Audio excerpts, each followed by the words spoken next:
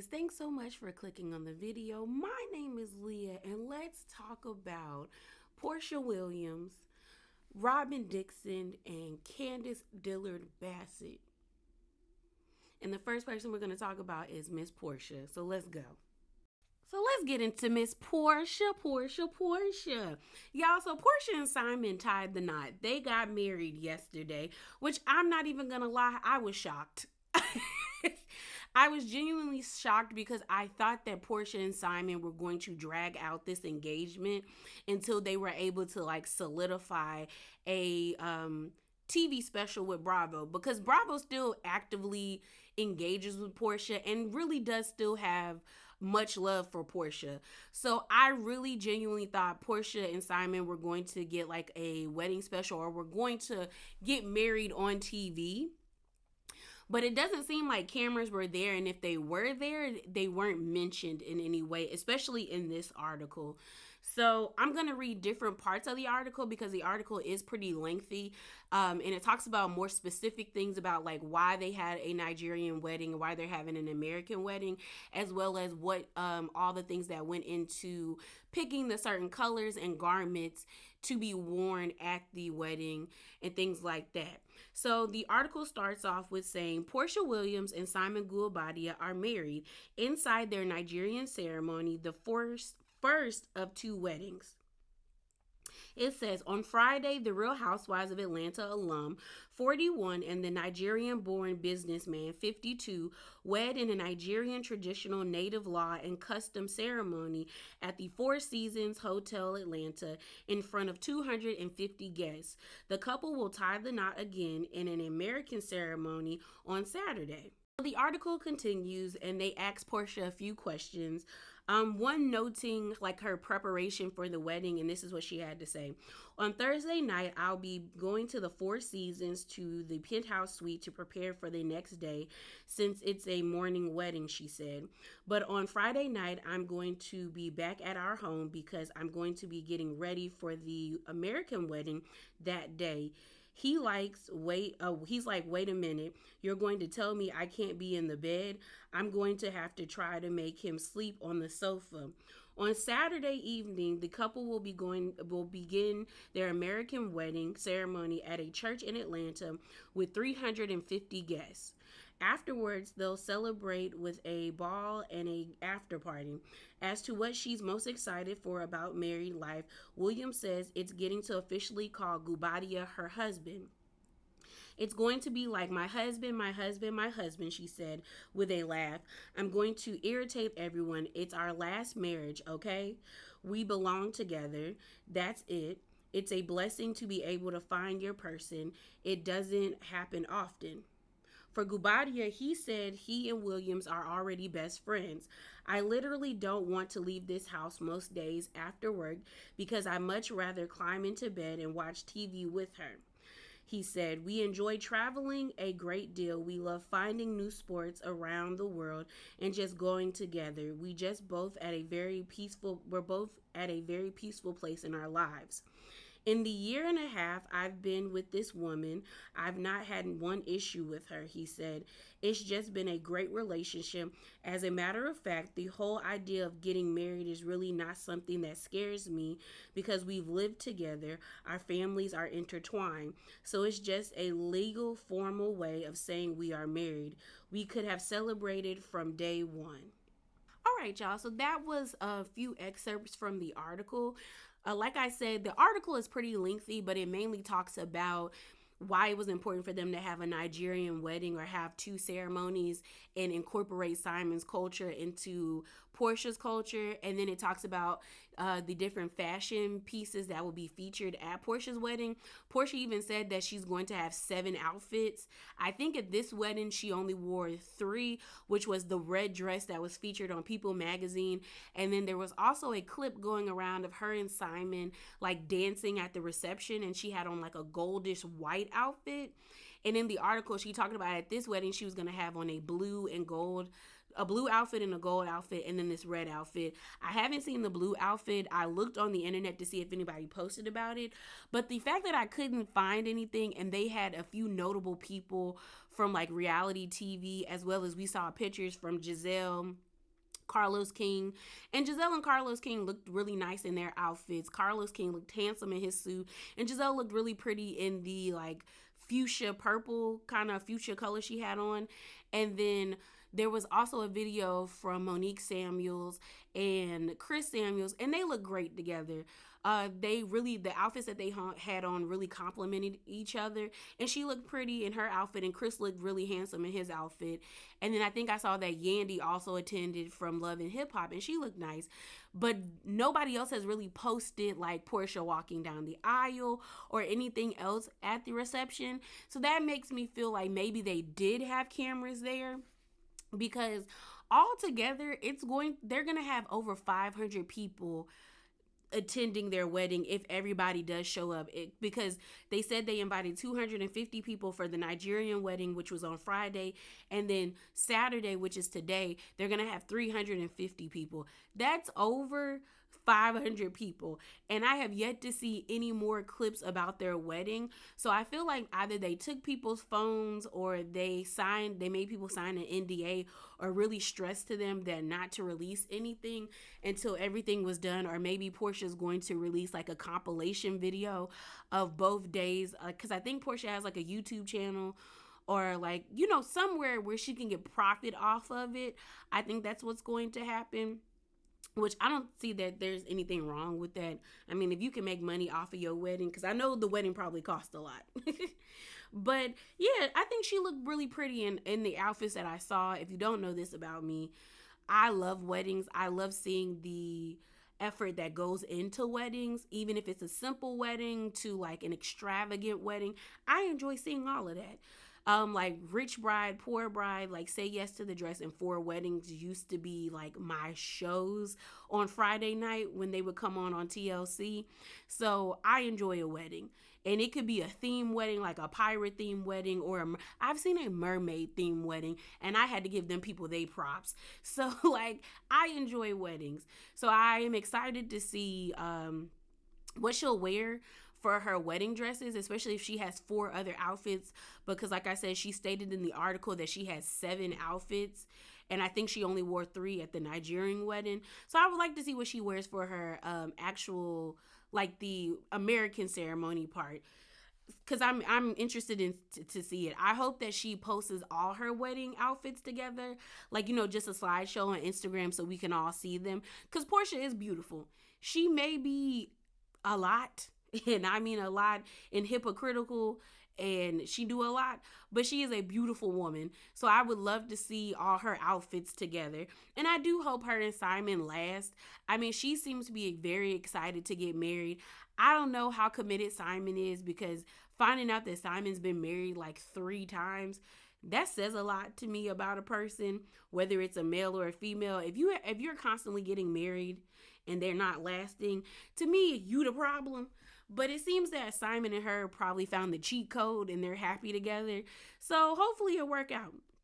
So congratulations to Porsha Williams Guobadia and Mr. Guobadia. So let's move on to the next topic. All right, y'all, on to Potomac news. I'm getting sick of talking about Potomac.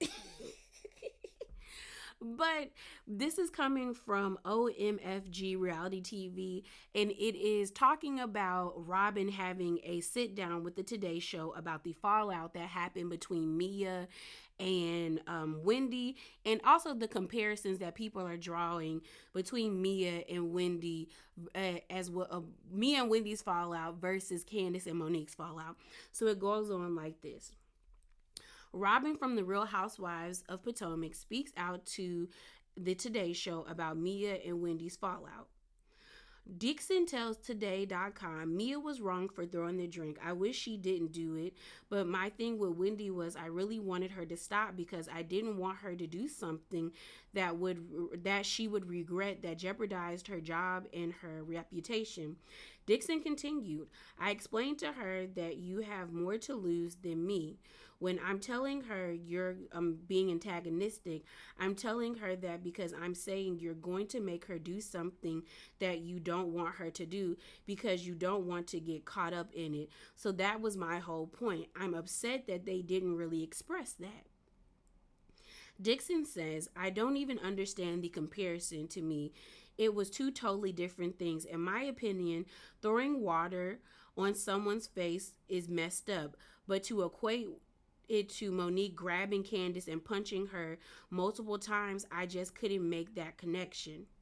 It didn't turn into that situation. Like, we weren't like, oh God, oh my God, Mia's horrible or Wendy did this. It wasn't one of those things where we were taking sides.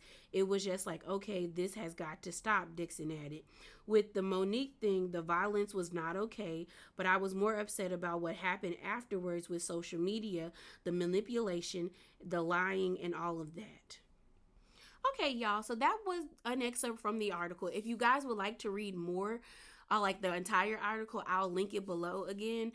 In that article, Robyn talks about her issues with Karen, what she sees the show going, how the show is going so far, or where they're going, especially the issues between Candiace and Giselle and Candiace and Ashley.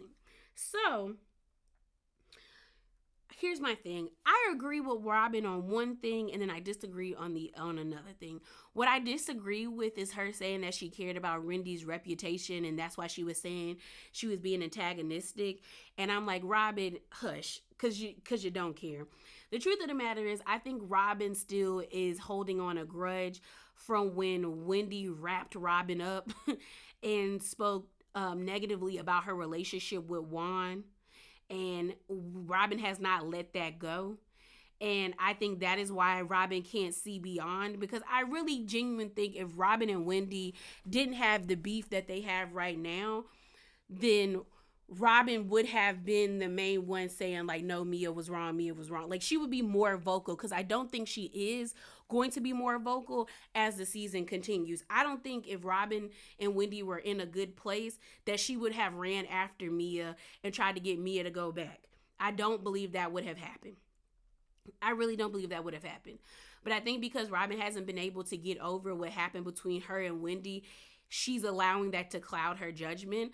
Because her saying that she didn't want Wendy to jeopardize her reputation, and that's why she was saying you're being antagonistic. Girl, you were being antagonistic by bringing out your phone and recording and saying that you're TMZ.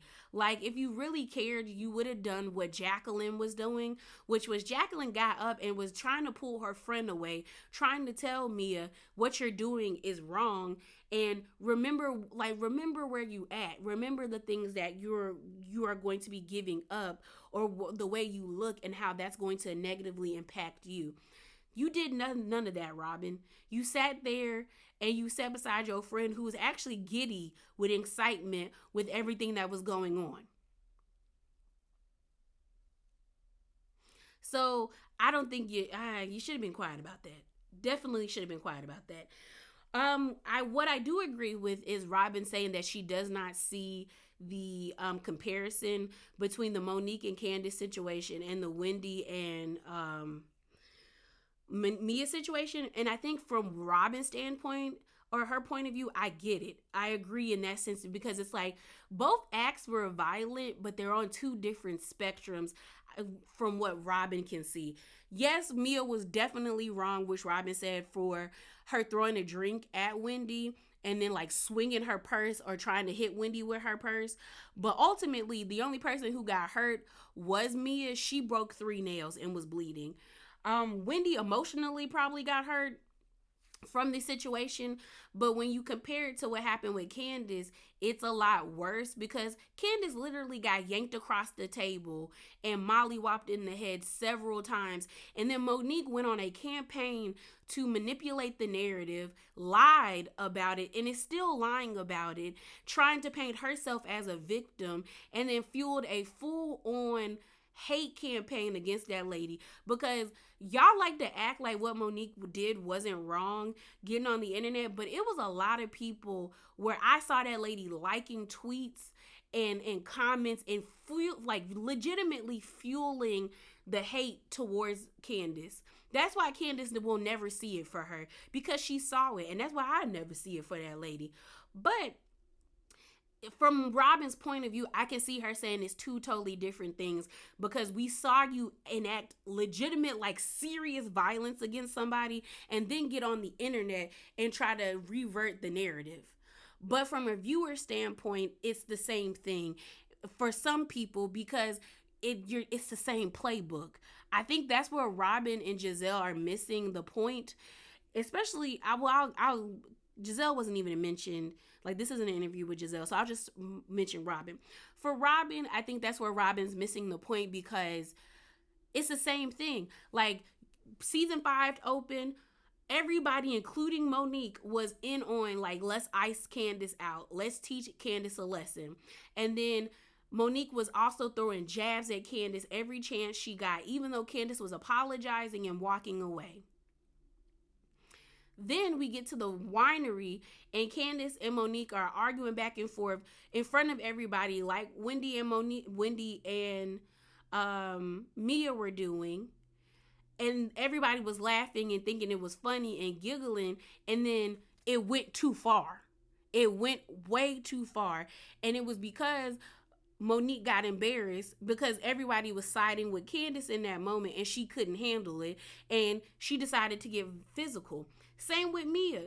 Mia has been saying slick things about Wendy. Now that Wendy is the target and not Mia, or Candiace is the other target, but now they set their eyes on Wendy. Mia has been saying slick things about Wendy, and then gets in front of the group, gets into a verbal confrontation. Everyone's laughing about it, and then Mia takes it too far because she couldn't handle getting wrapped up by Wendy.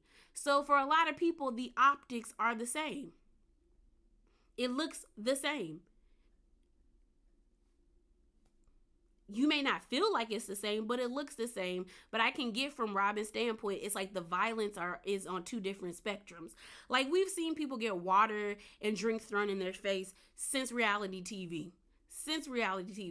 I remember people doing it all the time on all the reality shows, from The Real World to Bad Girls Club to Real Housewives to, you got Love and Hip Hop, Mob Wives, Cartel Crew, whatever. Everybody be throwing drinks at everyone. So I think that's why some people don't see the severity of the issue or see it as that bad. But I think the optics don't help, where you have this lady literally sitting at the table, Wendy, and it looked like she fighting for her life by herself while everybody else is giggling and kikiing. But I don't know. I wonder how we're going to move forward from this. I definitely don't think Mia is going to face the same consequences as Monique, but I am interested in seeing how they're going to move forward. So let's move on to Miss Candiace. So the Neighborhood Talk decided to post this late interview that they did with Candiace during the Soul Train Awards. And I guess because the topic of colorism and the fight and everything has happened, they decided they wanted to roll this when they should have rolled it while it was going on. But I get it. You trying to capitalize on what is trending right now, which is RHOP. So I'm going to post a clip of the interview with Candiace, and then I'm going to give you guys my thoughts. So a lot has been going on this season, and I'm sure you saw I put a piece together about what the viewers are saying about the show so far. I did, and they are accusing the cast and producers of colorism. When you see those comments, do you agree? Like, what do you think? Well, I will say first that colorism is most definitely a mantle of shame on our community. It's a stain on our community as a whole. I think that it's something that has to be addressed, and that starts with owning the ways in which people of color may be carrying on those mantles. It's difficult because it's hard to, I don't want to be divisive, but I also cannot deny what I see and what I feel. And in order for colorism to be dismantled and taken down, it has to be addressed. And that has to happen within our cast and on our cast. And we've had many conversations about the ways in which colorism affected our cast. Not everyone is on the same page, and for us to really even begin to attack the issue, we have to first get on the same page and agree with what's real and what isn't. So I guess I have to ask you directly, do you think Robyn needs to be called out for her aggressive behavior? I think that Robyn has been called out in the past for her aggressive behavior. I think that this season she is definitely working hard and making. So that's what Candiace had to say. And I agree with most of the things that she said in the interview. I do think the topic of colorism does need to be touched upon with this cast, but I also understand them trying to get away from it because it is a negative shadow that's been casted over this cast. But colorism has always been a topic of conversation for this cast since season 1. So I don't think it's ever going to go away unless they start to fill the cast with melanin or until they actually have a serious, in-depth conversation about it and really talk about it. But I do think it's hard for people that benefit from a system to call things out. It is what it is. It's human nature to be like, why me? Why is me benefiting from something so wrong? But it's wrong because of how it causes harm to other people. But I do think it is hard for people that do benefit from things to call it out. I think the best example of people actually realizing how they may have contributed to a system and how they benefit from it, and how that them benefiting from that system affects them is when women and men who used to be skinny become fat. When they start to have to confront their ideas about fat phobia, I think that shows how privilege or understanding how your privilege works really benefits you.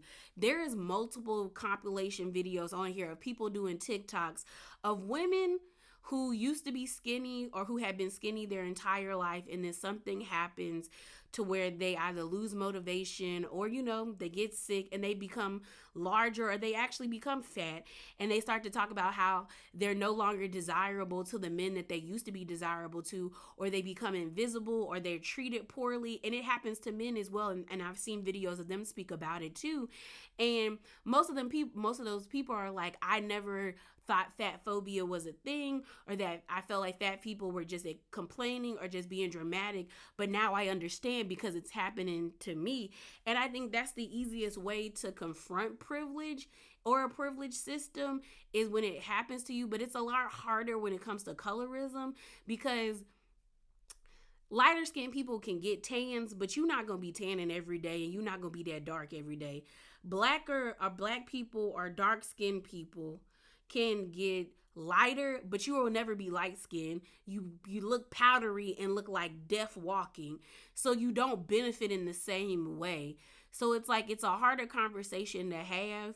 And then you're also on a show that is meant to be catty. We're meant to see these women live luxurious lives and then have tits and fights and argue back and forth. But it's harder to confront, like, is it colorism or are they trying to put on a good show for entertainment?